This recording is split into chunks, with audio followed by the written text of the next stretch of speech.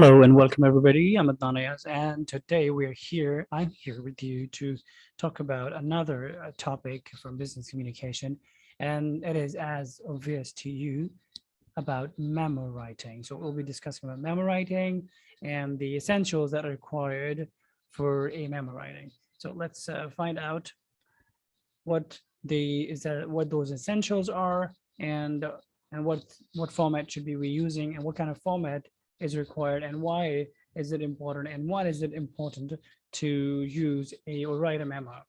So without any okay, so here is number one thing that we need to discuss is the heading and the subject line.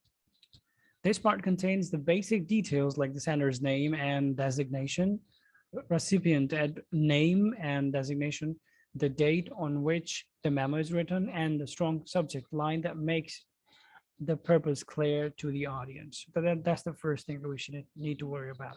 And the number two one, the opening part. This section contains the purpose and the context of the memo that gives your audience the idea of what will be there in the main content part of the memo.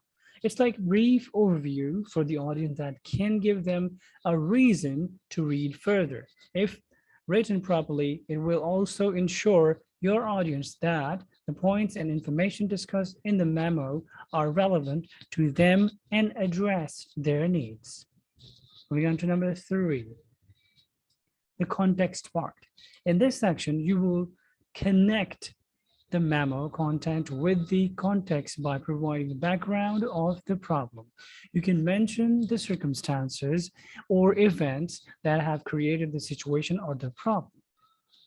Number four, task or action part. After you have addressed the background of the event or the circumstance, you can describe the steps or actions you're doing or you're going to take to solve the problem. You'll see how this part is written in the right example of a memo on tea break timings given in this particular slide. So we have the sample part, so you'll be looking at that too. Discussion part. This part is the longest part and contains a detailed information on the subject. It can be the key points and arguments in support of the background, problem, and the solution. You should write the most important ideas and steps first, and then write arguments and facts to support them. Moving on to the next point, which is number six. It's a conclusion or summary. A summary is a brief overview and contains key information in the memo. It depends on the memo style and generally written when the memo is longer than one page. Your audience can quickly know what the most memo is about, what their memo is actually about.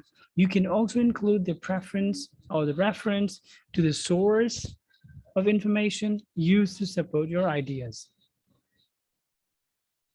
And now number seven, closing statement. Like other communication documents, like letters or some other parts, you do find a lot of stuff there, closing statements and that. Here we have similar here. You should close your memo with a warm sentence. It can convey the benefits your audience will be getting from the solution to the problem. So that is number seven. And we have now number eight, which is attachment, if any, if there is kind of any attachment needed, if there were some other details that you didn't have to put, which is not actually, the details are not put in the memo part. So they are separately attached to it. So if your memo contains the information for which your audience may need to refer to the other documents like graphs, tables, charts, and images, you can include them as an attachment and mention about it below the closing statement.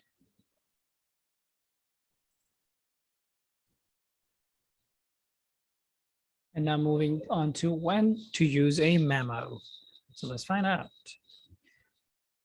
A memo should be used when you want the communication to be formal and actionable. It should be used when the information is large and can't be covered within the email body. It should be used when the memo will be referred multiple times during a solution process or meeting.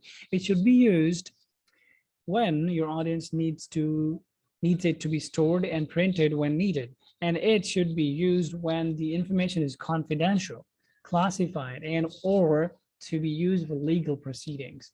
It should be briefly, fairly clear on when and how to write a memo now. Please see the memo examples given below to have more understanding on how to write it. So we have a sample here, so we're looking at it. So let's have a look at the sample of a memo. Here, the memo is not actually very much clear, though it is the same thing. So I'm moving on to the next slide, in which this will be the image will be much clearer. So here it is. So see here on the top, we have written memorandum, then to all the staff from whatever the person is actually writing, whoever the person is writing, then date. Of course, don't forget to write the date here.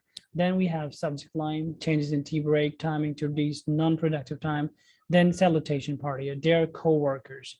Now this is kind of brief summary here.